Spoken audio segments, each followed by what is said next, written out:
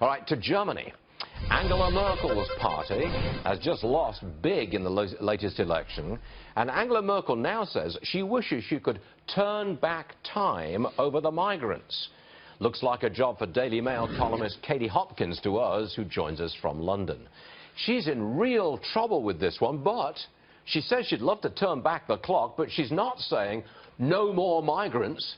The policy stays in place. Yeah, 82% of people in Germany say they disagree with the migrant policy, that they want it changed.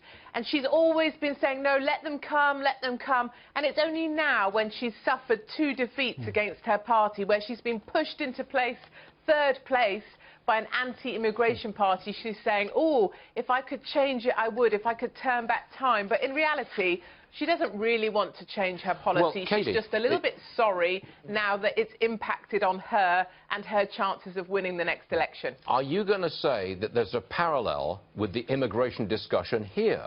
Because Hillary Clinton and President Obama are both saying, keep the migrant flow coming. It's unbelievable watching the bombing in New York, watching the events unfurl. It was like watching history repeat itself. I just sat there incredulous. First of all, no one would say the word terror in case they offended a Muslim somewhere. No one was allowed to say the word bomb. No, and then it was, oh no, it's not terror, it might be international terror. Oh, well, that's all right then. It's not, you know, homegrown. That'll be okay.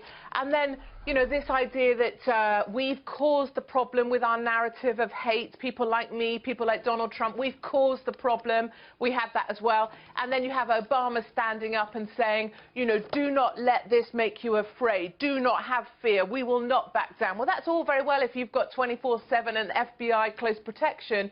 But for the likes of me and other families, New York families, it is frightening. And I know people in New York who wouldn't go out for dinner last night because they were afraid to go out. Amazing.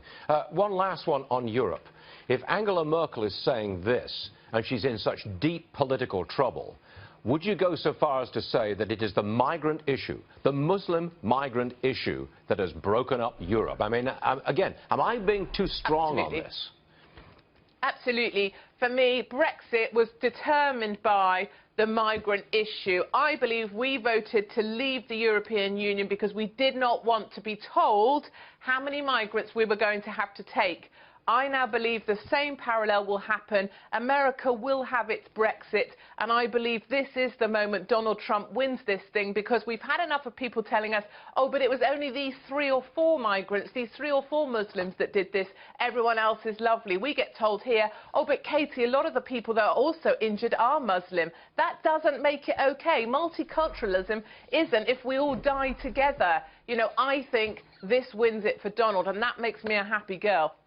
You know, I really think you should apply for a green card. I'm coming over. We've got a lot of space in America.